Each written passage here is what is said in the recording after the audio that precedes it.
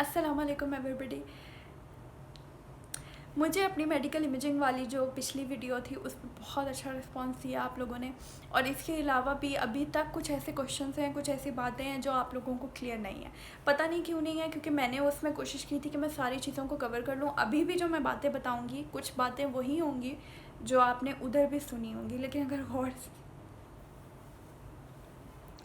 अलावा अभी तक क्वेश्चन आ रहे हैं। मैं इंस्टाग्राम पे बहुत ज़्यादा रिस्पॉन्सिव हूँ और साथ साथ जो भी जिसका मैसेज आता था मैं उसको जवाब देती थी, लेकिन अभी तक भी मुझे बहुत सारे मैसेजेस आ रहे हैं और मुझसे वही वाली बातें रिपीट होकर पूछ रहे हैं सब लोग, ठीक है। तो इसीलिए मैंने सोचा कि एक वीडियो बनाती हूँ जिसमें जो ये मेन बातें हैं ना वो कवर कर दूँ, जो कि शायद आपसे पिछली वीडियो में मिस हो गई हैं, क्योंकि मैं बहुत जल्दी बोलती हूँ शायद इसीलिए। या फिर अच्छा, तो इसमें सबसे ज़्यादा जो मसला आ रहा है सबको वो ये है कि रेडियोलॉजिस्ट में और टेक्नोलॉजिस्ट में फ़र्क क्या होता है, ठीक है। तो रेडियोलॉजिस्ट में और टेक्नोलॉजिस्ट में फ़र्क क्या होता है मैं वो बताती हूँ। रेडियोलॉजिस्ट जो होता है ना उसने इंटरप्रिटेशन करनी होती है, उसने रिपोर्टिंग करनी होती है, ठीक है। टेक्नोलॉजिस्ट जो है ना उसने इमेज कैप्चर करनी होती है, ठीक है। टेक्नोलॉजिस्ट ने सिर्फ इमेज कैप्चर करनी है। मैं टेक्नोलॉजिस्ट हूँ, मैंने ये कैमरा पकड़ा हाथ में पकड़ी हुई है, इसमें एक कैमरा है, ठीक है। ये टेक्नोलॉजी मैंने पकड़ी हुई है, ठीक है। अब मेरे पास पेशेंट आया, मैंने इस टेक्नोलॉजी को यूज़ करके उसकी इमेज ले ली, ठीक है। जैसे कि एक्सरे ले लिया, जैसे कि सीटी स्कैन ले लिया, जैसे कि एमआरआई ले लिया, ठीक है। मेडिकल की अगर लैंग्वेज में बात करूँ तो एक्सरे सीटी स्कैन एमआरआई यही होगा ना।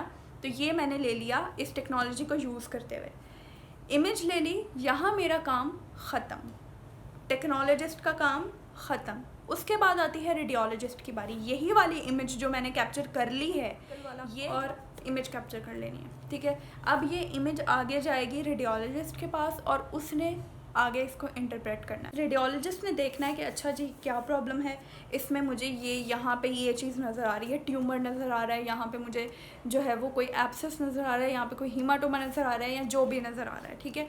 उस चीज़ को रिपोर्ट करना रेडियोलॉजिस्ट का काम है, ठीक है।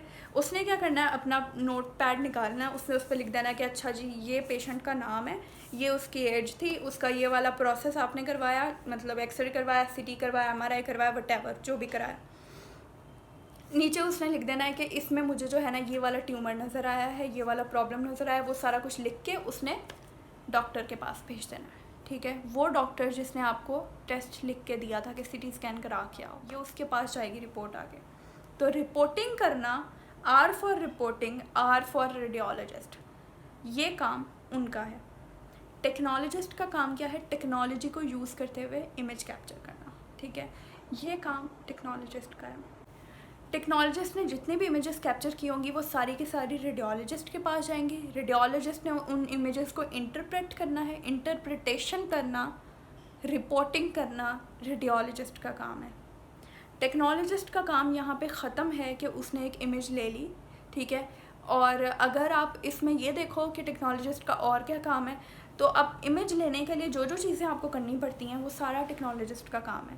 पेशेंट के साथ आपने पेशेंट की पहले थोड़ी बहुत हिस्ट्री ले लोगे, ठीक है, कि अच्छा जी अगर फॉर एग्जांपल होते हैं कुछ ऐसे प्रोसीजर्स जिनमें आपको कहते हैं कि नथिंग पर ओरल, यानी कि आपने कुछ भी नहीं खाया होना चाहिए, फास्टिंग में होना चाहिए, ठीक है। तो उसमें वो चीज़ मेक श्योर करना, मैं पेशेंट से पूछूँगी अच्छा तुमने मतलब फास्टिंग की हुई है ना, ठीक है। इस तरह की ये जो चीज़ें होती हैं, ये प्रोटोकॉल्स, ठीक है, ये सारा कुछ पूछूँगी, ठीक है।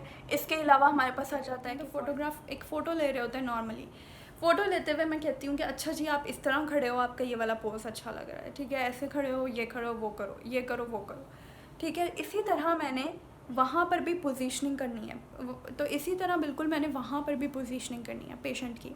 मैं उसको कहूँगी कि अच्छा इस तरह खड़े हो, मुझे पता होगा वो प्रोटोकॉल्स, वो पोजीशनिंग मेरा काम है, मुझे पता होगा, टेक्नोलॉजिस्ट बीइंग अ टेक्नोलॉजिस्ट मुझे पता होगा कि इसको मैंने इस तरह से खड़ा करना है, ये वाली इसकी पोजीशन होगी, तो इसका ये वाला जो स्ट्रक्चर है वो इजीली इंटरप्रेट कर पाएगा कौन, रेडियोलॉजिस्ट, ठीक है। मैंने उसकी इमेज ली, इमेज लेके मैंने आगे फॉरवर्ड कर दी, वो जाएगी आगे हमारे पास रेडियोलॉजिस्ट के पास, वो इंटरप्रिटेशन करेगा और वो आगे आंसर दे देगा। अगर आपने मेडिकल इमेजिंग टेक्नोलॉजी में बैचलर्स किया है तो इसका मतलब ये नहीं है कि आप रेडियोलॉजिस्ट हो, आप टेक्नोलॉजिस्ट हो, ठीक है। अब क्यों रेडियोलॉजिस्ट कौन होता है भाई, ये भी बता देते, अब ये बता देते हैं।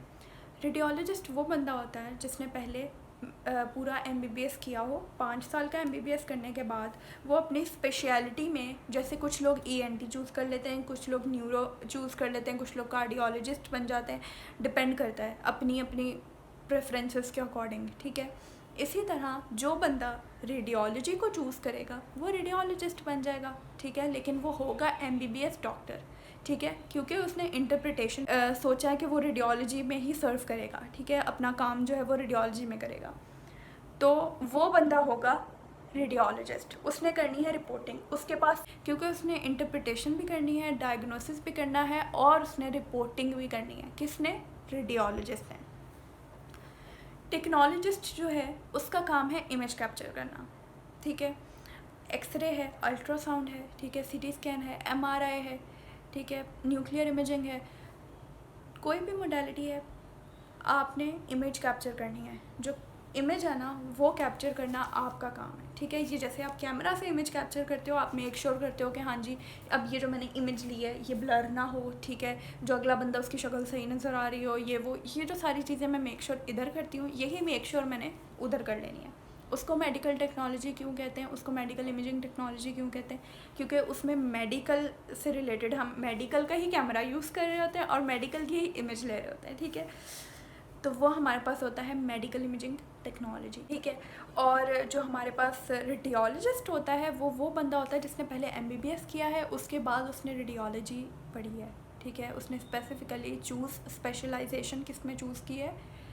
रेडियोलॉजी में चूज़ की है, इसीलिए वो रेडियोलॉजिस्ट है। और अब उसका काम क्या होगा कि जो इमेज मैं यानी कि टेक्नोलॉजिस्ट बना के भेजेगा, उस इमेज को इंटरप्रेट करना कि इसमें ये वाली अबनॉर्मेलिटी है, ये वाली पैथोलॉजी इसमें प्रेजेंट है, ये चीज़ देखना किसका काम है? रेडियोलॉजिस्ट का काम है।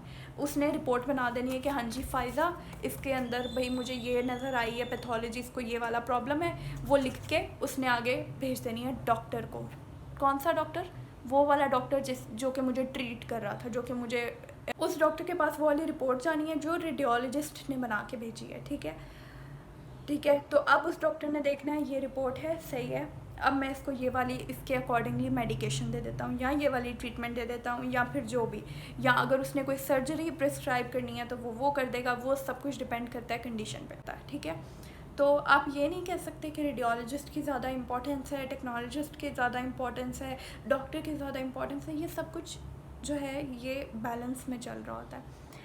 जितना ज़्यादा ज़रूरी इमेज कैप्चर करना है उतना ही ज़्यादा ज़रूरी इमेज को इंटरप्रेट करना भी है, ठीक है।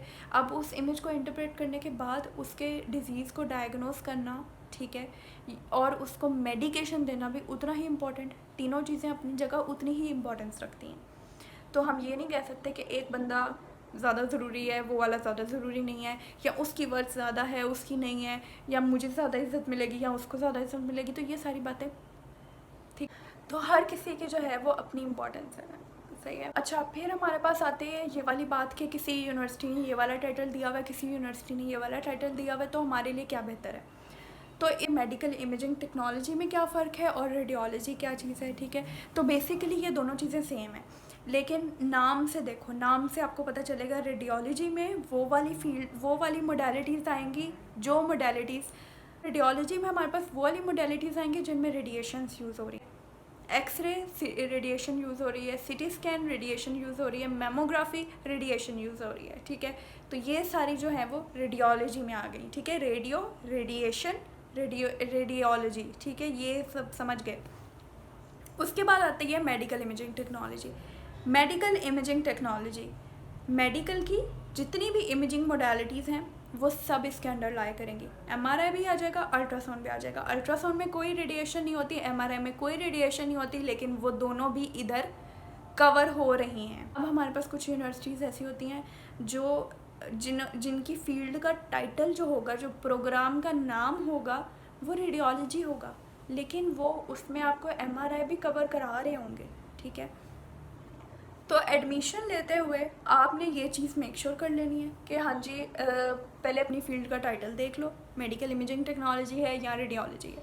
फिर उसके कंटेंट्स देख लो कि वो आप लोगों को MRI पढ़ा रहे हैं, अल्ट्रासाउंड पढ़ा रहे हैं, वो चीज़ें जो रेडिएशन के बगैर हैं वो पढ़ा रहे हैं कि नहीं पढ़ा रहे। सिंपल, अगर वो पढ़ा रहे हैं तो that's well and good, go for it. बस तो वो दोनों भी हमारे पास इधर कवर हो रही हैं। तो मेडिकल इमेजिंग टेक्नोलॉजी जो है ना वो कंप्लीट पैकेज है, जिसमें जितनी भी इमेजिंग मोडालिटीज़ है ना A to Z सारी की सारी आ जाएंगी। रेडियोलॉजी में जो है वो रेडिएशन वाली आएंगी, लेकिन फिर भी कुछ यूनिवर्सिटीज़ रेडियोलॉजी लिखती ज़रूर हैं, लेकिन उसके अंडर भी वो MRI भी आपको सिखाएंगी, अल्ट्रासाउंड भी सिखाएंगी। तो ये चीज़ मेक श्योर करना आपका काम है कि आप उनके प्रोस्पेक्टस में देखो कि उन्होंने जो लिखा हुआ है, तो उसमें आपका काम है ये चीज़ मेक श्योर करना कि हाँ इसमें हमें वो वाली मोडालिटीज़ भी पढ़ा रहे हैं जिसमें रेडिएशन है या नहीं, ठीक है।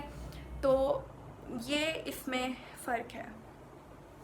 अच्छा, इसके अलावा ये भी था कि सैलरी कितनी होती है। तो सैलरी डिपेंड करती है कि आपके स्किल्स क्या हैं, आपने बैचलर्स किया, आपने मास्टर्स किया, मेडिकल इमेजिंग में क्या किया हुआ है आपने, ठीक है। इसके अलावा आपके कन्विंसिंग स्किल्स कैसे हैं, ठीक है। आप कन्विंस कर सकते हो उनको कि मैं, मतलब आपके पास एक चीज़ का जवाब होना चाहिए और वो है वाई यू, मैं आपको क्यों चूज़ करूँ, वाई यू। तो ये चीज़ देखना आपका काम है कि आपके अंदर ऐसी क्या चीज़ है जो बाहर बैठे हुए बाकी कैंडिडेट्स में नहीं है, ठीक है। आपके अंदर कन्विंसिंग पावर्स हैं, आपके अंदर कोई एक्स्ट्रा स्किल्स हैं, वो बताओ उनको कि ये चीज़ है मेरे अंदर जो कि बाहर बैठे हुए बाकी कैंडिडेट्स में आई एम श्योर के नहीं होंगी। So basically that's it for today. तो होपफुली कि अब जितने भी क्वेश्चंस थे वो क्लियर हो गए होंगे।